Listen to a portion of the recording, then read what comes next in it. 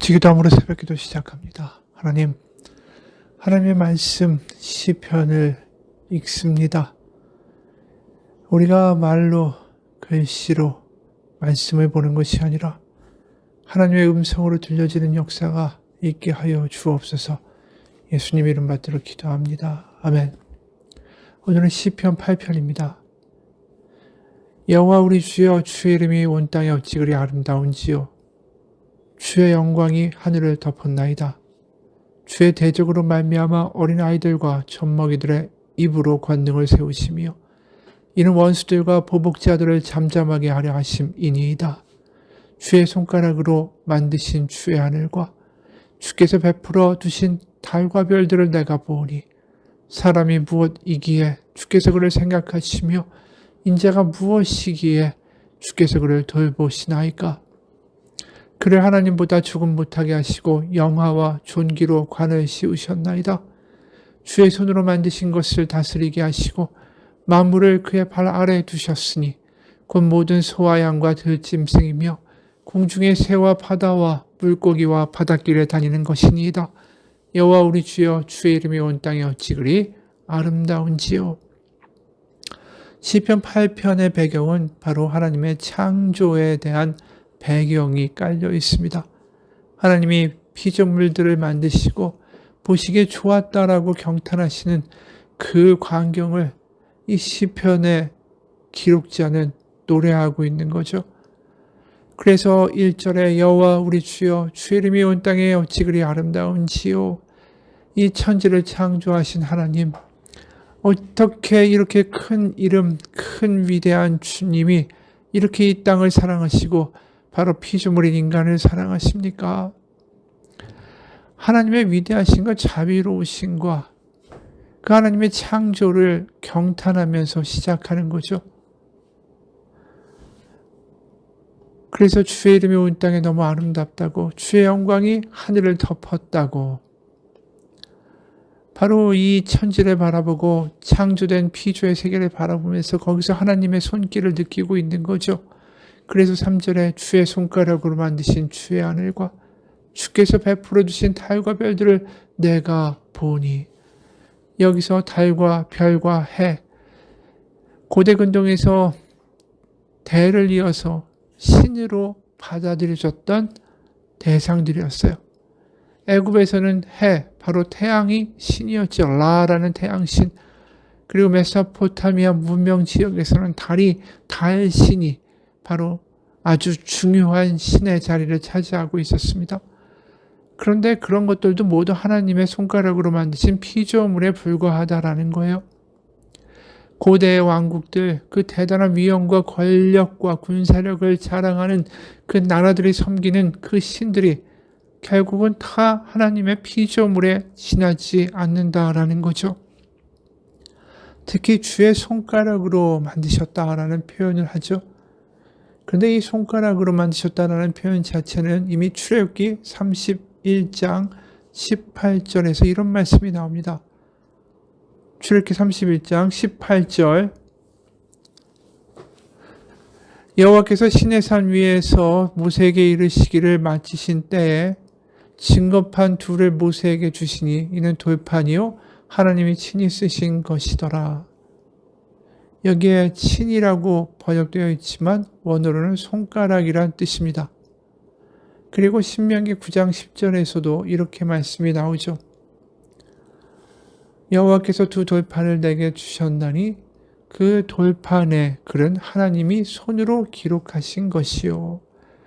바로 하나님이 그 말씀을 주시고 하나님이 돌판에 기록해 주시고 이 모든 것들이 하나님의 손가락으로 이루어졌다라고 표현하죠. 그리고 요한복음 8장에서도 그 가늠한 여인을 사람들이 돌로 치려고 할 때 예수님이 어떤 행동을 하고 계셨냐 하면 요한복음 8장 7절 8절 보면 그들의 묻기를 맞이 아니하는지라 이에 일어나 이르시되 너희 중에 죄 없는 자가 먼저 돌로 치라 하시고 다시 몸을 굽혀 손가락으로 땅에 쓰시니 그들이 이 말씀을 듣고 양심의 가책을 느껴 어른으로 시작하여 젊은이까지 하나씩 나가고 오직 예수와 그 가운데 섰는 여자만 남았더라. 바로 하나님이 땅에다가, 바로 하나님의 아들인 예수님이 땅에다가 손가락으로 글씨를 쓰셨다. 거기에 십계명을 돌판에 손가락으로 써주셨다. 뭔가 연결되는 것이 있는 거죠. 바로 하나님이 창조하시는 그 모든 것들, 하나님의 말씀, 모든 것들이 바로 이 손가락이라는 이미지 안에 들어있는 거예요. 그래서 이 손가락으로 우리를 만드시고 천지를 창조하시고 말씀을 빚으시고 그런 하나님의 은혜가 이 모든 피조물 가운데 있다. 오늘 시인은 세상을 바라보면서 그 하나님을 노래하고 있는 거죠. 그래서 달과 별과 주변에 보이는 모든 것들이 하나님의 그 손가락으로 지으신 하나님의 은혜와 영광을 드러내는 것이다. 하나님이 그렇게 천지를 창조하시고 또 무슨 일을 하셨습니까? 사람을 특별히 그 모든 것들을 다스리는 자리에 세우셨죠.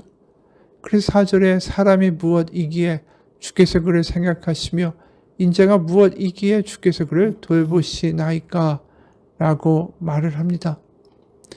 하나님, 우리가 도대체 무슨 존재고 무슨 사랑을 받을 만한 근거가 있길래 하나님은 우리를 이렇게 아끼십니까? 어떻게 우리를 돌보시고 우리를 그렇게 버리지 아니하시며 심지어 5절에 그를 하나님보다 조금 못하게 하시고 영화와 존귀로 관을 씌우셨습니까?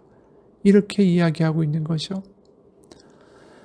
그 하나님의 천지를 창조하신 엄청난 스케일에 그 하나님의 영광에 우리는 아무것도 아닌데 하나님 무슨 근거로 우리를 그렇게 사랑하시고 그렇게 우리를 아끼십니까?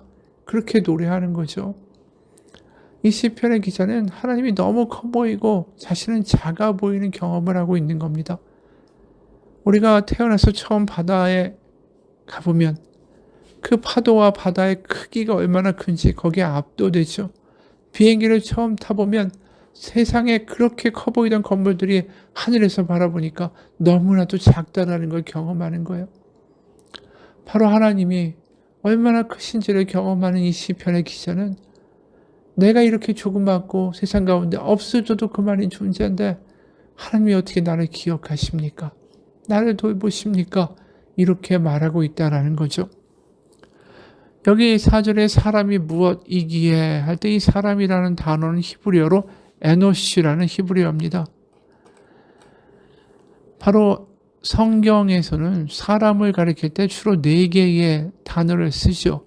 우리가 사람이란 표현도 쓰고 인간이란 표현도 쓰고 남자란 표현도 쓰고 성인이란 표현도 쓰면서 이 달리 쓰는 것처럼 성서에도 아담, 이시, 에노시, 게베르 이렇게 4가지의 단어를 가지고 사용을 하죠. 이 아담이다라는 것은 흙에서 지어진 존재다라는 뜻이고 게베르라는 단어는 이 강하다는 뜻의 가바르라는 단어에서 유래해서 힘센 남자, 장정을 가리키는 단어입니다. 그리고 이쉬라는 단어가 가장 구약에서 인간을 나타내는 보편적인 단어예요. 그리고 남자로 해석되기도 하죠. 근데 오늘은 사람이 무엇이기에 할 때 에노시라는 단어를 쓰는데 이 에노시는 아나시라는 히브리어에서 유래했습니다. 아나시는 깨지기 쉽다, 약하다라는 뜻이에요. 그러니까 정말 하나님이 보시기에 아무것도 안 된 티끌과 같은 진토와 같은 나를 어떻게 이렇게 아끼시고 이렇게 돌보십니까? 이 천지를 보니까 하나님은 너무 커 보이시는 거예요. 거기에 비해서 나는 아무것도 아니라는 거고 그래서 인자가 무엇이기에 주께서 그를 돌보시나이까? 여기 인자는 아담입니다. 벤 아담, 흙의 아들이란 뜻으로 되어 있어요. 바로 흙으로 시작되었고 흙으로 돌아갈 수밖에 없는 이런 먼지와 같은 우리를 돌보신다. 그 감격을 가지고 있는 거예요. 자기가 작아지면 하나님이 내 안에서 커지시면 하나님이 커 보이면 그때는 우리는 은혜를 경험하는 순간이 됩니다. 내가 커지면 반대로 하나님이 작아지시죠. 그럼 우리는 감격과 감사가 사라지기 시작해요. 은혜를 경험하고 그리고 우리가 기도하면서 하나님의 사랑에 압도될 때는 모두 다 내가 작아질 때만 가능한 거예요. 나보다 크신 하나님이 모든 선악을 분별하시며 나에게 가장 좋은 것을 허락하신다라는 그 확신은 내가 작아지고 겸손할 때만 주어지는 은혜입니다. 그렇게 겸손하게 깨어져서 나는 아무것도 아닙니다라고 이야기하는 존재에게 하나님은 5절의 일을 맡기시죠. 그러 하나님보다 조금 못하게 하시고 영화와 존귀로 관을 씌우셨나이다. 주의 손으로 만드신 것을 다스리게 하시고 만물을 그의 발 아래 두셨으니 그 모든 소와 양과 들짐승이며 공중의 새와 바다의 물고기와 바닷길에 다니는 것이니이다. 바로 하나님을 대신하여 우리에게 그 모든 것들을 다스리라고 하셨다라는 이야기는 창세기 1장 26, 28절 거기에 나옵니다. 창세기 1장 26절에서 28절입니다. 하나님이 이르시되 우리의 형상을 따라 우리의 모양대로 우리가 사람을 만들고 그들로 바다의 물고기와 하늘의 새와 가축과 온 땅과 땅에 기는 모든 것을 다스리게 하자 하시고 하나님이 자기 형상 곧 하나님의 형상대로 사람을 창조하시되 남자와 여자를 창조하시고 하나님이 그들에게 복을 주시며 하나님이 그들에게 이르시되 생육하고 번성하여 땅에 충만하라 땅을 정복하라. 바다의 물고기와 하늘의 새와 땅에 움직이는 모든 생물을 다스리라 하신다. 바로 하나님이 통치하시는 이 피조의 세계를 바로 우리 인간이 다스리라고 하시는 거죠. 그 창세기 이야기를 하고 있는 거예요. 그래서 인간이 뭔데 하나님 그렇게까지 우리를 하나님 대신하여 다스리는 자리에 세우시고 어떻게 우리를 아끼셔서 이렇게 연약하고 죄 많은 허물 많은 우리를 하나님 그래도 사랑하려고 하십니까? 그러면서 그것이 느껴지니까 1절에 나와 있는 말씀을 다시 반복하죠. 9절에 여호와 우리 주여 주의 이름이 온 땅에 어찌 그리 아름다운지요. 이 믿음이 이 시편 8편에 가득합니다. 세상을 바라보면서 다르게 바라보는 거죠. 어떻게 바라봅니까? 창세기 1장의 관점에서 세상을 바라보는 거예요. 여러분 우리가 세상을 바라볼 때 여러 가지의 관점을 가지고 바라보게 되죠. 내 안에 있는 것을 가지고 세상을 바라보게 됩니다. 똑같은 사물을 보아도 내 안에 있는 안경을 가지고 그 사물을 바라보고 해석하게 되는 것이죠. 오늘 시편 8편은 창세기의 1장에 나와 있는 하나님의 말씀을 가지고 세상을 바라보고 있다라는 거예요. 그러면서 자신이 얼마나 작은지, 하나님 얼마나 위대하신지, 천지를 창조하신 하나님이 바로 나 같은 존재를 기억하신다는 것에 감격하고 있는 거죠. 누군가는 말합니다. 성경에 나오는 제일 앞절에 나오는 그 한 줄을 믿기만 해도 우리의 인생은 완전히 달라진다고요. 성경의 맨 처음에 어떻게 시작합니까? 하나님이 태초에 천지를 창조하시니라. 그것이 믿어지기만 해도 우리의 인생은 완전히 달라진다라는 거죠. 그것이 믿어질 때 은혜는 그냥 은혜가 아니라 큰 은혜가 됩니다. 천지를 창조하신 그분이 나를 기억하시고 나의 태중에 있을 때부터 나의 모든 것을 아시며 나의 머리카락까지도 세심받으신 나의 아버지시다. 그것이 우리에게 믿어질 때 창세기 1장은 더 이상 그냥 글씨가 아니라 하나님의 놀라운 은혜를 경험하게 하는 은혜의 말씀이 되는 것입니다. 그게 오늘 시편 8편의 노래인 거죠. 같이 기도하겠습니다. 천지를 창조하신 그 크신 하나님이 이렇게 허물 많고 흔들리고 세상 가운데 때로는 무시당하고 멸시당하고 어떻게 살아야 할까 전전긍긍하고 있는 이 부족한 나, 그 나를 창조하시며 기억하신다는 것을 감격하기 원합니다. 천지를 만드신 하나님은 얼마든지 나 정도는 아무것도 아니라고 먼지보다 못한 존재라고 말씀하실 수 있습니다.